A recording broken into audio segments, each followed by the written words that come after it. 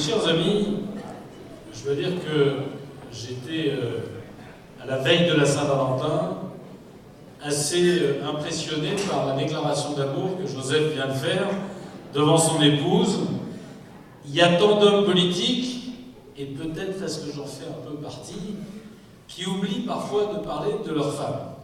Et je crains que demain soir, elle me le rappelle un peu rudement. Et donc j'ai trouvé très bien, entre guillemets, très joli. Et puis ça nous change des scooters, ça nous change des casques, ça nous change des gens qui font la morale à tout le monde et qui sont incapables de vivre moralement.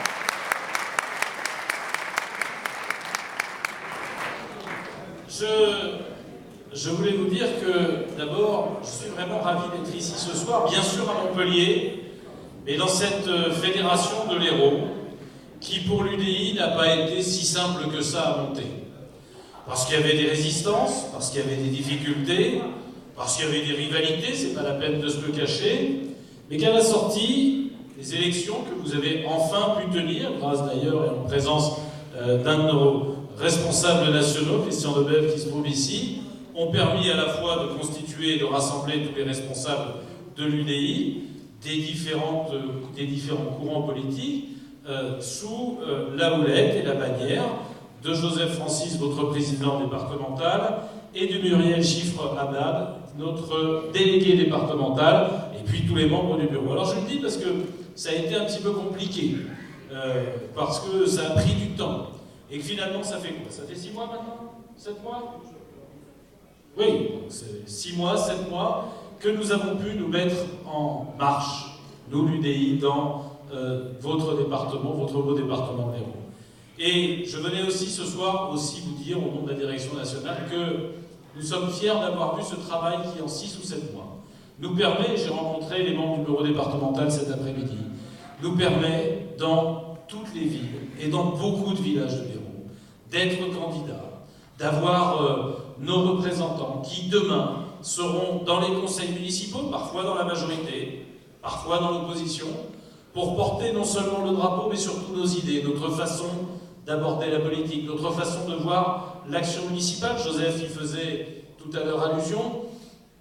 En réalité, l'action municipale, c'est bien rarement un problème de droite et de gauche, mais essentiellement des problèmes de bon sens, de sensibilité et d'attention à chacune et à chacun des citoyens de sa ville.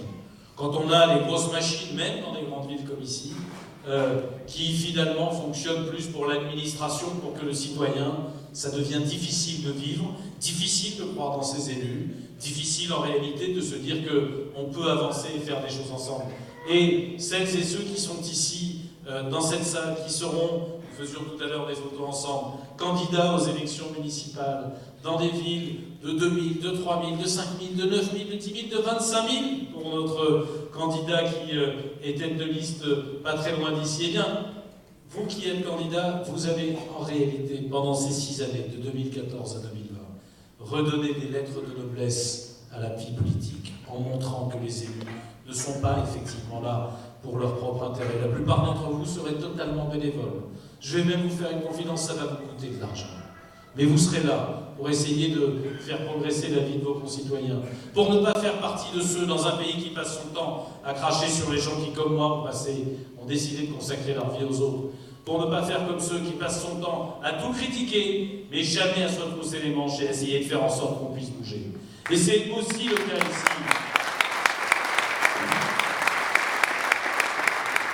Et c'est aussi le cas ici de Muriel Chiffre-Haddad, qui est candidate, qui est notre chef de file à Béziers, dans une ville dont on parle beaucoup parce qu'un mercenaire, un corsaire, a décidé de se faire la roue de secours de l'extrême droite, le faux nez des intégristes, pour finir par essayer d'enlever par surprise, en se cachant, la ville de Béziers. Je le dis parce qu'en 2001, au moment où j'étais candidat pour être élu maire de Drancy, j'étais venu à Béziers parce que celui qui se parachutait ou qui revenait, il faut être honnête, à Béziers, c'était un Biterrois que je connaissais trop bien.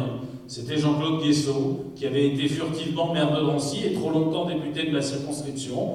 J'avais voulu dire au Biterrois ce que je pensais de sa façon de gérer les choses. Alors, il serait navrant que quelques années après avoir échappé à Jean-Claude Guessot, vous tombiez dans l'escarcelle d'une extrême droite qui cherche à avancer masquée et qui n'a jamais permis, dans aucune ville où elle a dirigé, ni de faire progresser la gestion de la ville, ni de faire progresser le vivre ensemble, ce qui est le premier boulot d'un monde. Oui, ce travail que vous avez fait dans la fédération, il est fructueux, et pour tout dire, dans la plupart des villes de ce département, nous aurons des candidatures communes avec nos partenaires de l'UMP. Sauf dans cette ville, parce que nous avons une vision du centrisme, de l'humanisme que nous portons, qui n'est pas tout à fait celle de tout le monde. Il y a des gens qui pensent que, quand on est centriste, on doit avoir l'échine un peu souple, le dos un peu trop mou, les jambes qui flageolent de temps en temps. Et nous, avec Jean-Louis Borloo, dont je vous donnerai quelques nouvelles dans un instant, nous avons une autre vision des choses. Être centriste, c'est pas être Michel Michaud. C'est pas être à moitié ci ou à moitié ça. C'est porter ses projets et ses convictions. C'est ne pas répondre systématiquement qu'une idée est mauvaise si elle vient de gauche, c'est vrai, elles peuvent parfois être bonnes. C'est pas de dire que les gens de droite ont toujours raison, ils peuvent parfois avoir tort. Mais c'est d'essayer de voir ce qui est utile à la collectivité, ce qui est réellement d'intérêt général. Et ce qui regarde un petit peu plus loin que le bout de son nez, comme malheureusement on le fait tous les jours, et j'y cède parfois sur les chaînes d'actualité quotidiennes et permanentes. Non, le rôle du politique, c'est de regarder plus loin, c'est en tout cas notre vision des choses, et d'être très attentif à chacune et à chacun. Alors, on a décidé de construire un parti politique, de rassembler des familles politiques qui sont en réalité, qui pensent la même chose, des radicaux, des libéraux, des démocrates sociaux, des démocrates chrétiens, bref, des gens qui voudraient que notre société vive d'équilibre plutôt que de tension. Mais vouloir que la société vive d'équilibre, c'est pas accepter n'importe quoi. Et quand, et c'est le cas dans cette ville du département, nous ne sommes pas d'accord avec nos partenaires naturels, eh bien nous n'hésitons pas à hisser le drapeau, à présenter nos candidats, à porter nos couleurs, à faire en sorte que nos électeurs, que celles et ceux qui ne veulent pas tomber dans l'excès des uns ou dans l'excès des autres, puissent effectivement trouver un projet à leur mesure. Dans ces 7 communes, j'invite réellement les électeurs de l'UDI, les amis de l'UDI, les proches, les sympathisants, ceux qui disent qu'on n'est pas toujours obligé de casser l'adversaire pour essayer de faire avancer notre pays, avancer nos départements, avancer nos villes. Je les invite à se regrouper, à se réunir et à montrer que nous avons raison d'avoir décidé de ne pas être une roue de secours vis-à-vis d'une force politique qui parfois se croit un peu tout seul.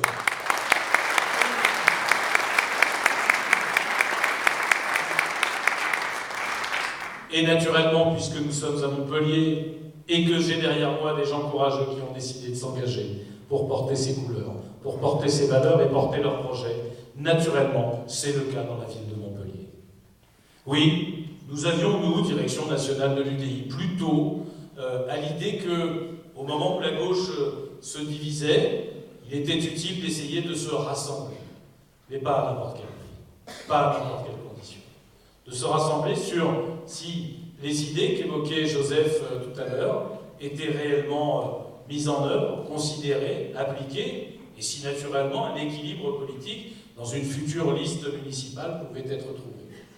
Cela nous a été refusé par le candidat de la droite, je le dis, qui n'a pas souhaité trouver cet équilibre et qui, un peu comme du temps du sarkozysme triomphant, a décidé, ou cru qu'il était seul, à pouvoir représenter l'ensemble de l'opposition à Montpellier. Je pense que c'est une erreur. Mais je veux remercier ici, d'abord évidemment Joseph Francis, mais l'ensemble des candidats qui sont ici, de bien vouloir accepter, de porter nos couleurs, malgré les difficultés, malgré les menaces, malgré le peu de temps qu'il vous reste pour faire campagne, mais de porter nos idées pour que les électeurs qui ne croient pas dans cet excès, qui ne considèrent pas que c'est à la droite de désigner quels sont les centristes qui peuvent être dans un conseil municipal ou dans un conseil communautaire, qui considèrent que chacun doit se respecter, que quand on n'est pas respecté, on sait se battre. Et je lisais ce matin avec intérêt dans la presse, mais pour tout vous dire, je l'ai lu il y a quelques jours, qu'ils sont nombreux, ces électeurs à Montpellier. On nous dit que c'est entre 7 et 8% de gens qui, en quelques semaines, se sont dit « bah oui, je veux un projet porté par des gens qui sont proches de ma sensibilité politique. Je veux un projet qui respecte, monsieur le responsable d'écologie citoyenne, qui respecte aussi mon environnement. Je veux un projet surtout qui soit fait par des gens indépendants et par des gens qui sont capables de changer de vision politique. Je vais parler 2 secondes de Joseph Francis, si vous me le permettez. Joseph Francis n'est pas un homme politique comme les autres. Et d'ailleurs, pour tout vous dire, aujourd'hui, ce n'est pas un homme politique. Ce n'est pas un homme politique parce que c'est d'abord un homme d'entreprise qui a, pendant des années, pendant des décennies, réussi ce que bien peu de responsables politiques font, moi le premier d'ailleurs, réussi à construire une aventure économique qui a permis à la fois à la France de trouver une force, d'exporter, de s'enrichir, et en même temps à plusieurs centaines de personnes de construire leur vie en trouvant un emploi et en faisant leur carrière dans cette entreprise. Il a même su, ce qui est rare, transmettre cette entreprise lorsqu'il a décidé de s'engager différemment. De s'engager non plus seulement pour la réussite d'une entreprise, mais pour la réussite d'une collectivité. C'est d'abord l'engagement à l'intérieur de l'UDI et la construction de la fédération. C'est aujourd'hui le projet qu'il propose pour Montpellier. C'est assez rare, vous savez, il y a des gens qui font de la politique par passion, mais en même temps par intérêt personnel. Joseph, je veux te le dire, tu n'as rien à attendre de la politique. Elle ne t'offrira, et j'ai entendu ce que tu disais devant ta femme tout à l'heure, elle ne t'offrira, contrairement au monde des affaires, que bien souvent des difficultés et des déceptions. Parce que tu auras en face de toi, et tu as en face de toi des gens qui ne respectent pas toujours les règles du jeu. Parce que tu as en face de toi des gens qui ont des intérêts à défendre, là où tu viens essayer d'offrir quelque chose, une vision, une capacité, une équipe, un espoir, comme c'est écrit sur vos documents de campagne, à une ville qui en a bien besoin. Cette ville, elle a longtemps eu un maire que tout le monde connaît ici, et que tout le monde connaît en France, et cette ville, elle a besoin maintenant de se choisir réellement un nouveau maire, une nouvelle direction, un nouvel avenir. Georges Frêche avait ses qualités et ses défauts. Il avait une vision de sa ville, il l'a portée, il s'en est aussi servi comme tremplin pour ensuite devenir président du conseil régional. Et depuis qu'il est parti de l'hôtel de ville, quelle est la vision qui est portée à Montpellier? Qui regarde cette ville, qui est effectivement en train de devenir, j'étais à Strasbourg il y a quelques jours, la 7e ville de France, qui regarde cette ville avec les jumelles qui permettent de voir l'avenir, de dessiner la vie des enfants qui aujourd'hui rentrent à l'école maternelle, qui regarde cette ville pour savoir comment, au lieu d'acheter une partie de la population, parce qu'ils vont chercher du travail, parce qu'ils vont avoir besoin d'aide ménagère pour leurs parents, parce qu'il y a besoin de crèches et qu'on n'en construit pas assez, qui regarde cette ville pour se demander comment, en réalité, une ville doit se comporter vis-à-vis de ses citoyens. Je disais qu'en général, il n'y a pas de sujet de droite et de gauche, il y en a quand même un. Il y en a quand même un. Il y a des gens qui pensent que la ville, elle est là pour aider tous ceux qui sont en difficulté. Eh bien, c'est une vision socialiste des choses. Parce que aider ceux qui sont en difficulté, c'est les entretenir dans leurs difficultés. Dans une ville très populaire de Seine-Saint-Denis, celle dont j'ai l'honneur d'être maire, je suis parti du principe inverse. Si je suis maire, c'est pour que quelqu'un qui rentre dans mon bureau n'ait pas besoin d'y revenir. Mon but n'est pas de l'aider une fois.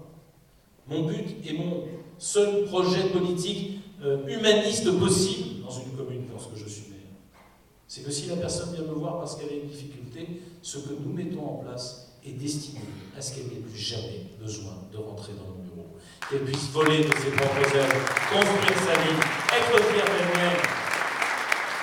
Que cette personne, parce que tout le monde peut connaître des difficultés à un moment ou à un autre, au lieu de se sentir comme un poids, et parfois d'être un poids financier pour la collectivité, elles viennent en faire partie comme un moteur, qu'elles fassent en sorte, entre guillemets, que nous avancions ensemble et qu'elles se réapproprient sa ville. Alors c'est vrai, dans un système socialiste comme celui que vous connaissez, dans un système d'une fédération qui a connu quelques vicissitudes, comme d'autres d'ailleurs en France, dans les Bouches-du-Rhône, dans le Pas-de-Calais, dans le système socialiste, quand on tient la mairie, ça sert à donner des aides, et les aides, ça sert à faire des adhérents, et les adhérents, ça sert à conserver son pouvoir et son poste.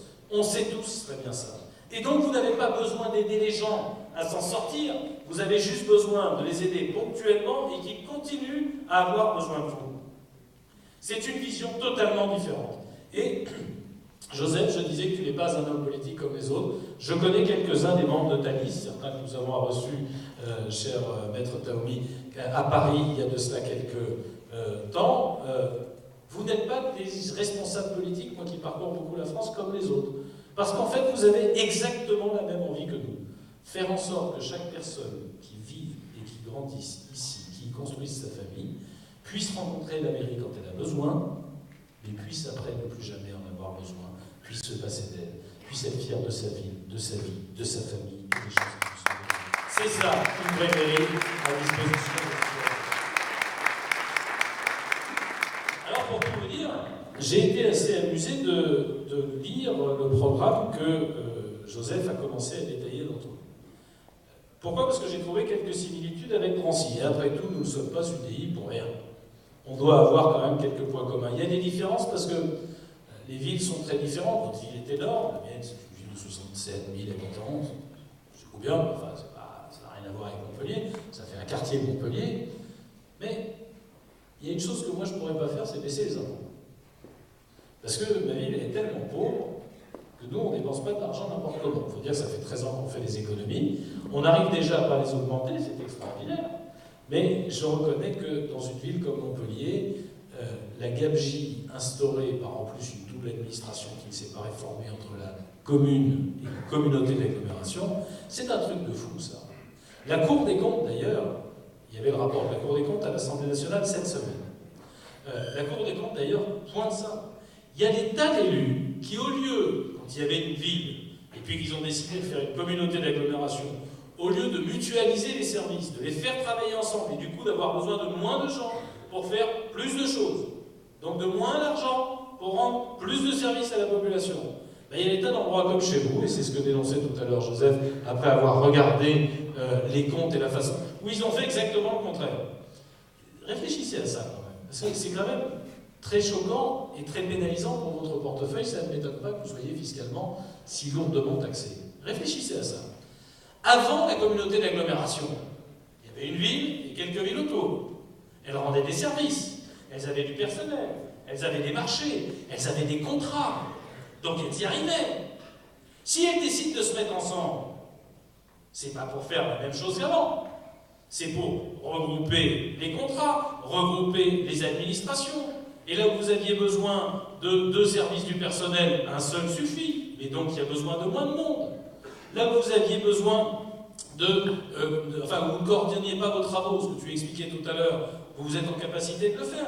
La mutualisation, la communauté d'agglomération, ça devrait être un gain d'argent pour tout le monde. Et chez vous, ça a été exactement le contraire.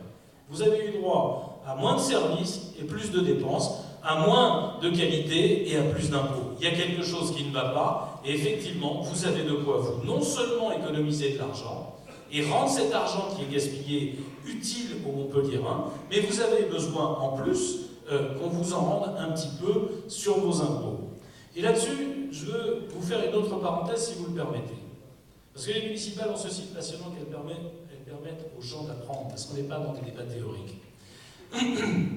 Ici, comme dans toutes les villes de France, on va vous expliquer que si on baisse de 230 € les impôts locaux, ça va concerner que les, avec des guillemets, riches. C'est-à-dire que les propriétaires. Mais la vérité, c'est que ceux qui payent le plus d'impôts dans une ville, ce sont les locataires. Et pourquoi payent-ils des impôts? Ils ne le savent pas d'ailleurs. C'est pour ça qu'on leur raconte des histoires. Mais dans une ville, moi je suis maire depuis 13 ans, ce sont les locataires qui payent le plus d'impôts proportionnellement à leurs revenus. Parce que vous avez 2 impôts locaux qui s'appliquent aux habitants, la taxe d'habitation et la taxe foncière. La taxe d'habitation, elle tient compte de vos revenus. Si vous avez réellement des difficultés sociales, de façon importante, vous êtes dégrévé d'une partie ou de toute la taxe d'habitation, c'est l'État qui la paye à votre place et qui donne l'argent à la commune. La taxe foncière, elle ne tient aucun compte de vos revenus. Aucun. Et quand vous vivez dans un logement social, c'est-à-dire que pour la plupart des gens, vous faites partie de la population la plus en difficulté, vous ne payez pas l'impôt, la taxe foncière au percepteur, mais vous la payez dans votre loyer. Les organismes de logements sociaux payent la taxe foncière. Et quand on augmente la taxe foncière, on augmente le loyer d'autant. Dans une ville comme la mienne, le montant de l'impôt, la taxe foncière, payée par un locataire de HLM, c'est 2 mois entiers de son loyer par an. Et évidemment que quand vous baissez cette taxe, et là ça veut dire que le loyer peut à son tour baisser. Et justement, c'est en général la taxe foncière qui est la plus élevée, parce qu'on a raconté des bobards à la population, surtout dans des villes comme ici, et la taxe d'habitation, on essaye de présenter comme à peu près pas trop élevée, parce qu'on dit, oh là c'est tout le monde qui paye, il faut faire attention. C'est une injustice formidable.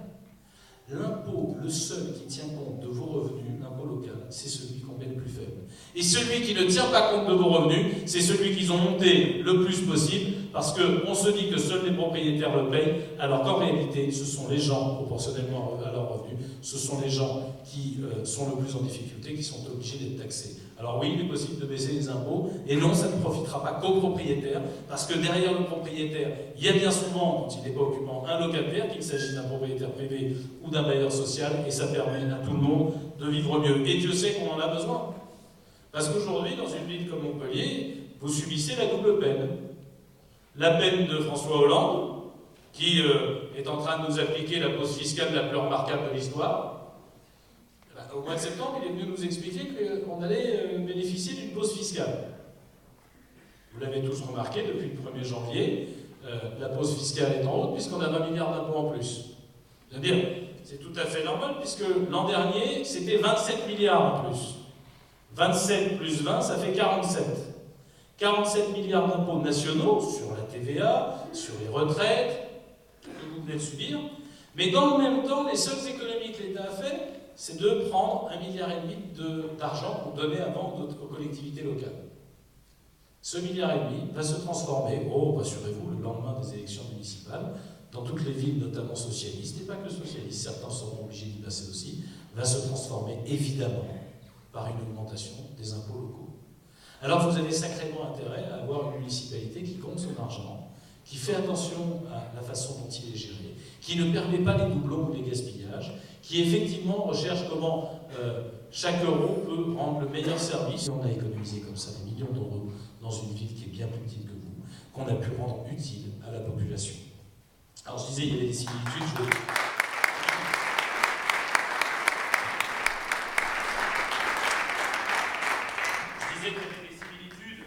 Je vais vous en donner 2-3. D'abord, j'ai été très surpris, on était tout à l'heure à Marianne, j'ai été très surpris de voir que la police municipale n'était pas présente de façon équitable dans tous les quartiers de Montpellier et pas 24 heures sur 24. Pour une grande capitale régionale comme vous, c'est une folie. Je le dis comme je le pense. Parce qu'évidemment, d'ailleurs, on ne parle pas que des Montpelliérains. Il y a beaucoup de gens dans cette ville, comme c'est le cas entre ma banlieue parisienne et Paris, il y a beaucoup de gens qui viennent à Montpellier, qui n'y habitent pas. Mais quand on est capitale régionale, il faut assumer son statut. Il ne faut pas faire semblant. Parce que, évidemment, que la population qui habite ici, ou celle qui traverse Montpellier, elle a besoin et elle a droit à la sécurité. Et la sécurité, elle ne s'arrête pas à partir de 2 heures du matin, avec 3 permanents qui font office de téléphone. La sécurité, elle demeure valable à 2 heures, à 3 heures, à 4 heures, à 5 heures, à 6 heures, à 7 heures du matin. Et quand je dis que c'est une similitude, moi j'ai monté progressivement une police municipale que je vais passer à 24-24, offrant d'ailleurs un service à la population d'ici quelques mois, qui permettra d'avoir un système d'alarme anti-cambriolage directement relié à la police municipale. Et ça permettra ainsi de lutter contre une délinquance qui, elle, ne fonctionne pas que quelques heures par jour. Donc j'étais frappé de voir que vous avez la même volonté que nous de passer en 24-24 et de traiter tous les quartiers. Il ferait beau voir que certains quartiers soient négligés. Remarquez, ici, c'est un peu possible parce qu'il y a des gens dont ils estiment, il y a certains quartiers dont ils estiment que c'est tellement leur clientèle électorale, que ce sont des gens captifs. Ben, ces gens-là, on ne va pas s'en occuper, on va aller séduire les autres à côté. C'est une drôle de façon de penser la citoyenneté, mais si il y a encore des Montpelliérains pour l'accepter, que voulez-vous? Les crèches. Les crèches, c'est un sujet absolument essentiel et c'est une spécificité française. Pensez-le quand même. C'est d'ailleurs ce qui a permis à tant de femmes d'accéder à l'emploi dans d'autres pays, si on se compare aux autres pays de l'Union européenne. Vous n'avez pas le même taux d'emploi des femmes en Allemagne, en Espagne, en Italie, dans les pays principaux qui nous entourent. Parce que la France a développé, et notre famille politique en est un peu à l'origine, c'est pour ça que j'en dis un mot, a développé une politique familiale à laquelle le gouvernement est hélas en train de beaucoup s'attaquer ces derniers temps, en réduisant un certain nombre d'aides, en augmentant des impôts, en diminuant des budgets, et y compris dans le domaine des crèches, y compris dans le domaine de l'accompagnement de la petite enfance, malheureusement. Mais la crèche, elle est développer des crèches. Alors j'ai été surpris que vous en ayez aussi peu. Pour le compte, la taille de la ville, c'est délirant. Mais chez moi, combien vous avez des crèches à Montpellier? Combien vous avez de crèches à Montpellier? 4500 places pour une ville qui est 8 fois supérieure à la mienne. J'ai dans ma commune 560 places. Donc vous devriez, comment dirais-je, progresser nettement. Bref, non, c'est pas plus 8 fois, d'ailleurs, c'est plus que ça. Il y a quelque chose qui ne va pas, mais ce quelque chose, il n'est pas du nombre. Tu disais vouloir créer 1000 places en crèche. Moi, je veux attirer votre attention, c'est un peu nos spécificités de regarder la vie réelle des gens, et pas les théories et les discours. La situation d'un jeune couple à qui on dit, mais vous ne pouvez pas vivre des aides sociales, il faut aller travailler, c'est normal, tout le monde doit travailler, tout le monde a besoin de travailler. Et puis quand ils se travaillent tous les deux, ils se disent, maintenant, on va pouvoir faire un enfant, on va pouvoir construire notre famille, on va pouvoir demander d'ailleurs un logement plus grand quand on est en logement social, essayer de louer quelque chose dans le privé qui soit un peu mieux. Et c'est à ce moment-là, quand l'enfant arrive, qu'on vous dit, on est désolé, mais on ne peut pas vous le garder. Alors qu'est-ce qui fait le jeune couple qui travaille et qui est en train de respecter les règles du jeu? On l'oblige en réalité à arrêter de travailler pour l'un des deux. Et dans une période économique comme la nôtre, celui qui arrête de travailler, il n'est pas du tout sûr de retrouver un jour un emploi. Et on casse un projet de construction familiale qui était bien parti dans la vie. Le fait de permettre à des jeunes couples qui travaillent de trouver une place et un moyen de garde évite des situations absolument dramatiques que je vois malheureusement d'ailleurs souvent dans ma ville, ce qui me conduit moi aussi à augmenter le nombre de crèches. C'est bizarre notre pays qui dit qu'il a beaucoup de ressources dans sa jeunesse mais qui n'est même pas capable de permettre, je ne parle pas du bébé seulement, de permettre aux jeunes couples de se construire, de s'épanouir et d'avancer dans la vie. Il y a quelque chose qui ne va pas, et une région, une ville aussi puissante et riche que la vôtre ne devrait pas avoir ce genre de problème. C'est une attention à l'environnement. Tu parlais tout à l'heure de voitures électriques pour livrer les commerces. Moi j'ai pris des voitures électriques depuis maintenant 3 mois. La totalité des véhicules municipaux sont des véhicules électriques qui ne polluent plus rien. Je parle des véhicules de tourisme et des petites utilitaires, parce que les gros utilitaires ont été obligés, ça n'existe pas encore. Je pense que ça fait partie de nos missions pour le monde. Que nous, d'inventer, d'avancer et de payer pour que vous puissiez demain vous en servir à moins cher. Quand moi j'achète des véhicules électriques par la ville, j'en fais produire et donc je fais baisser le coût de production et ça sera plus accessible demain. Ça oblige à poser des bornes dans les villes. Mais quand on connaît le degré de pollution qu'on peut subir dans des grandes agglomérations comme les nôtres, c'est un élément. Je ne vais pas trop parler longtemps d'environnement, je voulais vous dire un mot sur la cantine puisque tu l'as évoqué. Alors je sais que c'est un sujet qui dérange. Je vais vous le dire comme je le pense. Nous avons mis ça en place en 2007, à l'époque où personne ne parlait de pouvoir d'achat. Et pourquoi l'avions-nous mis en place? Parce qu'il y a toujours la possibilité de faire des tarifs différents.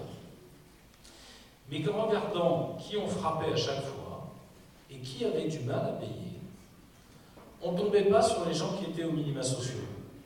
La personne qui est au RSA, chez moi, je crois qu'elle payait quelque chose comme 50 centimes le repas, c'est-à-dire grosso modo, ça lui coûtait 10 euros par mois. Et elle arrivait à payer ces 10 euros. Celui qui gagnait bien sa vie payait 3,90 € ou quelque chose comme ça, et évidemment il arrivait à payer.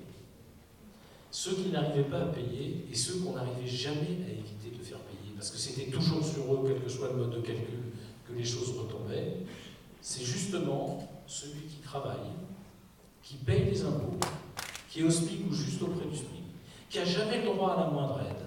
Et c'est celui-là qui n'arrivait pas à payer la cantine de son enfant et qui retirait son enfant de la cantine. Et vous voyez, c'est une aide sociale qui existe chez nous. On nous a dit ça va s'arrêter. Ça fait déjà 7 ans et nous n'avons aucune intention d'arrêter. C'est une aide sociale directe à ceux qui n'en ont jamais, qui n'est pas imposable par l'État et qui n'est pas détournable. Avec cet argent-là, on ne part pas en vacances. Avec cet argent-là, on n'achète pas des équipements stéréo. Avec cet argent économisé, il est directement dans l'estomac de gamin. Et j'en avais assez d'entendre des enseignants, des parents d'élèves, depuis des années, me dire que les gamins revenaient le ventre vide. Ou qu'il fallait lutter contre l'obésité. Et de les voir absorber 2 canettes de coca et un sandwich gras, parce que c'est la seule chose qu'on leur avait laissé dans le cartable. Et que venir manger à la cantine des repas bio, 50% bio, des repas qui sont bio, équilibrés, calculés par des nutritionnistes, eh bien ça nous paraissait préférable. À notre grande surprise, on avait 60% d'enfants qui mangeaient à la cantine. On est passé à 85%, 85 à 87%. Et ça a été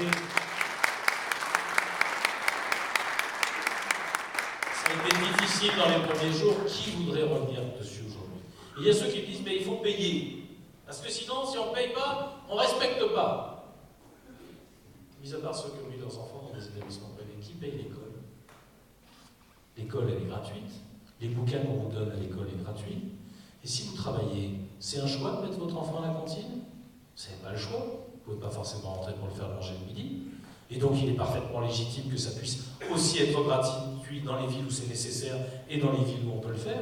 Mais c'est un choix politique. J'ai décidé de consacrer 1,5 million d'euros par an à faire en sorte, non pas de construire un hôtel de ville, une communauté d'agglomération, on en a construit une, mais il n'y a pas d'administration nouvelle, et plutôt que de construire des bâtiments administratifs et une administration, j'ai choisi de nourrir dignement les enfants d'une ville populaire en me garantissant qu'ils mangent tous une fois par jour et en donnant du pouvoir d'achat à leurs enfants.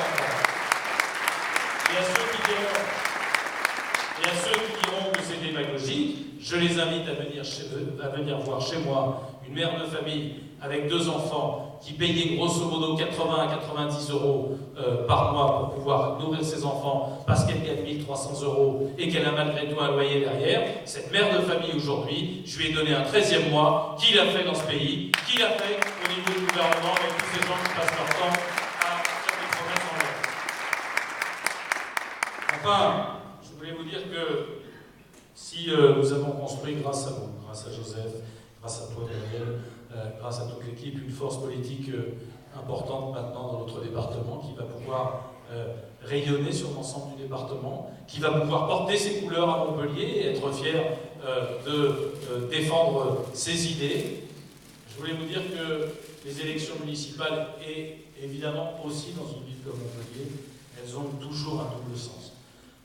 Il y aura évidemment un choix quant à l'équipe municipale qui va être élue par les habitants de Montpellier. Mais elle a un autre sens, surtout dans une ville comme celle-là. Elle a un sens de politique nationale, il ne faut pas s'en cacher. Je veux quand même vous dire que c'est la première fois, depuis que François Hollande a été élu président de la République, c'est la première fois que les Français vont avoir la parole. Et je pense que de cette parole, ils ne doivent pas s'en priver. Parce que, pour le vivre comme vous, à l'Assemblée nationale ou dans le pays, nous avons un vrai problème de gouvernance. Et je pense que le président de la République a besoin de recevoir un message. François Hollande a beaucoup menti pour se faire élire. C'est pas bien. C'est pas bien, mais je serais presque prêt à dire que beaucoup d'autres ont menti pour être élu président de la République. Alors, les Français en ont pris l'habitude. Et je trouve pire encore que depuis qu'il est élu président de la République, alors qu'il n'a plus besoin de nous mentir, il passe son temps à cela. Qu'il méprise profondément le peuple français en lui racontant des histoires et des bobards. Le président de la République nous disait qu'il fallait que seuls les riches payent des impôts. D'abord, c'est impossible, il n'y a pas assez de riches pour payer tout ce qu'il y a à payer. Le président de la République a augmenté les impôts des retraités, de l'ensemble de la population, des artisans, des commerçants, a diminué des aides sur les étudiants, est en train de diminuer l'apprentissage et continue à nous dire que tout ça est juste.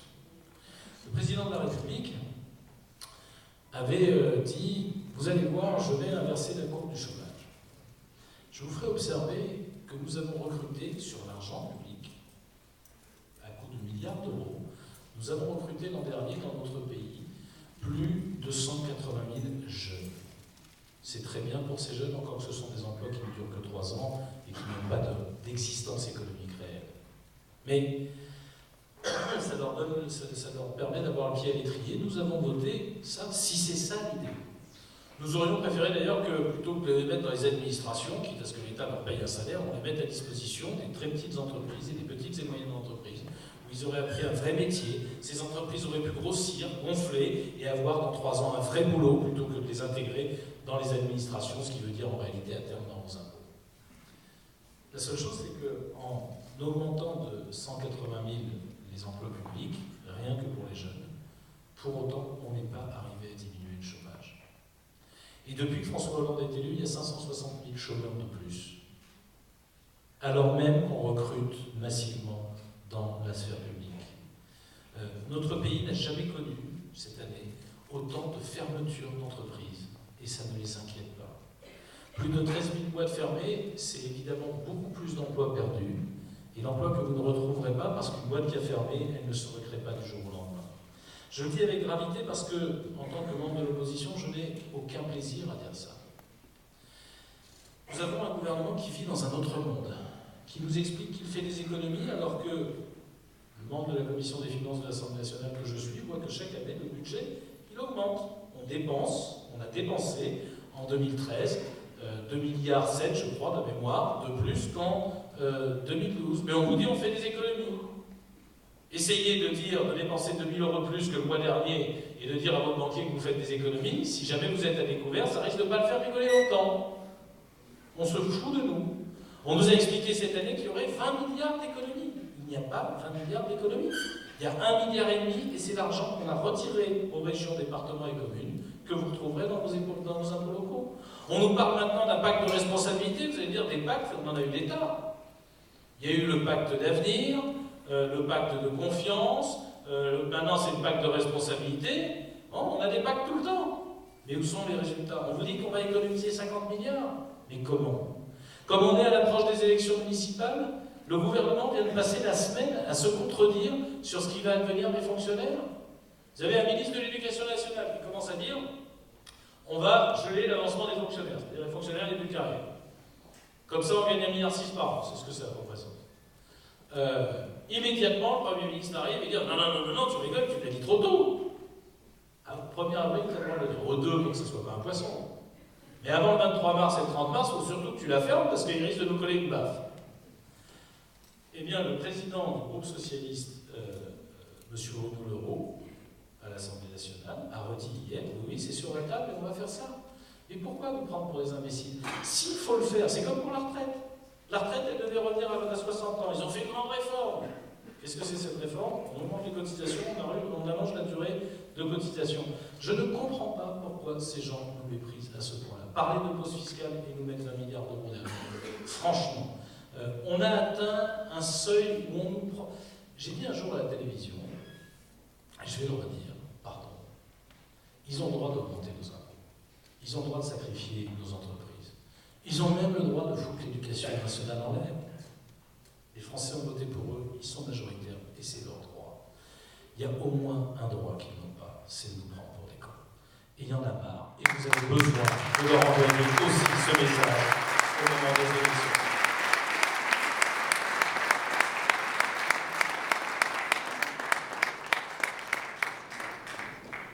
Et d'ailleurs, puisque j'ai parlé de la réforme des rythmes scolaires, je vous en dis un mot.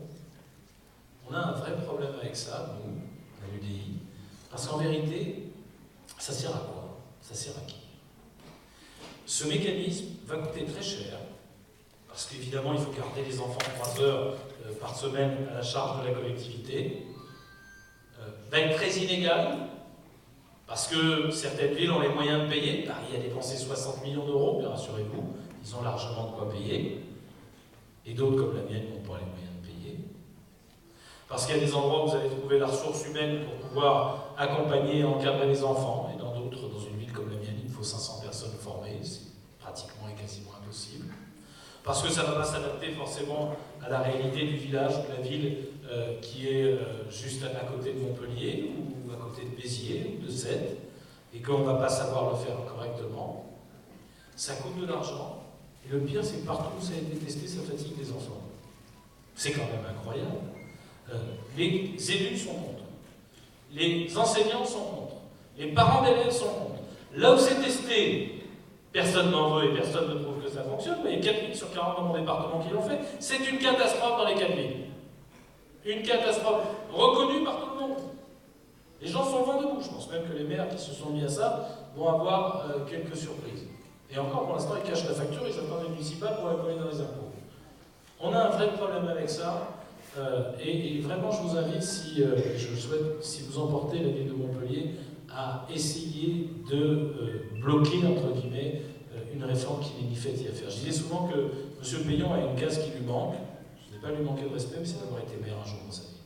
Parce que c'est bien beau depuis son bureau de décider d'un truc et de nous dire que ça a révolutionné l'école. Mais enfin, franchement, est-ce que la France qui est en train de décrocher dans l'ensemble des critères internationaux de sélection, donc nous voyons, nous, que les gamins sortent d'écoles primaires de plus en plus nombreux sans savoir lire, écrire et compter correctement. Est-ce que franchement, la France, sa priorité, c'est de faire 3 quarts d'heure par jour du macramé, de l'animation cirque, de l'animation, entre guillemets, manuelle ou orale?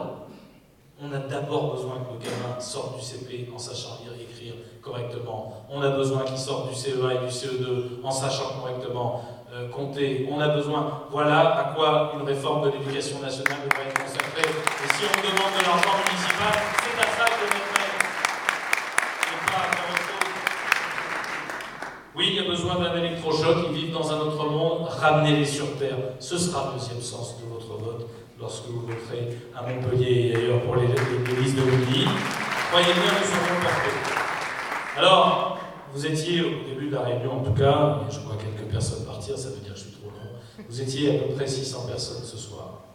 Il vous reste 37 jours. 37 jours pendant lesquels vos candidats, et j'étais avec eux tout à l'heure dans la rue, sillonnent la ville, les militants, les sympathisants, une partie qui sont ici, sillonnent la ville, distribuent des documents, etc. Mais 600 personnes que vous étiez ce soir, c'est une force de frappe énorme pendant 37 jours. Si vous n'étiez que capable, et vous êtes, je suis sûr, capable de faire beaucoup mieux, que de convaincre une seule personne par jour, chaque jour qui nous sépare de l'élection. Faites le calcul. Et vous avez 12 000 voix entre les mains. C'est vous qui les avez, plus que les candidats. Vous êtes capable en réalité de retourner cette élection. Et le sondage l'a montré. C'est nous qui avons commandé un sondage. D'abord pour ne pas nous laisser avoir par les autres, et pour apprécier si nous avions raison de dire nous allons effectivement nous battre et montrer qu'il y a un électorat proche du centre ici. C'est une décision que la direction nationale a prise. Pour être très clair, on a quelques UDI qui ont choisi de se faire élire avec les voix de droite. Il faudra toujours des UDI en plus, moins indépendants, mais ça en fait en plus.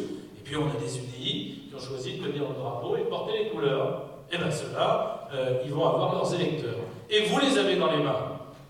37 jours dans vos familles, 37 jours à votre travail, 37 jours dans les transports en commun, 37 jours dans votre entourage professionnel ou associatif ou amical, 37 jours. Vous avez devant vous en réalité une éternité. Et le sondage que nous avons fait faire montre en réalité que vous avez déjà doublé le score en 3 semaines ou 4 semaines de campagne. Alors allez-y, nous comptons sur vous. Si vous ne voulez plus être prisonnier d'un système socialiste et que vous n'avez pas envie d'être renvoyé vers un système sarkozyste, vous avez une liste ici qui s'appelle celle de Joseph Francis. Et pour ceux qui ne sont pas de Montpellier, vous avez toutes les autres listes de l'UDI pour gagner, pour faire en sorte de retrouver des élus municipaux dignes de ce nom et d'envoyer un message à François Hollande. Vive la Fédération UDI Libéraux, vive la liste à Montpellier, vive cette liste UDI derrière Joseph Francis, et bientôt pour la victoire ici à Béziers, à Sèvres et ailleurs. Merci à vous.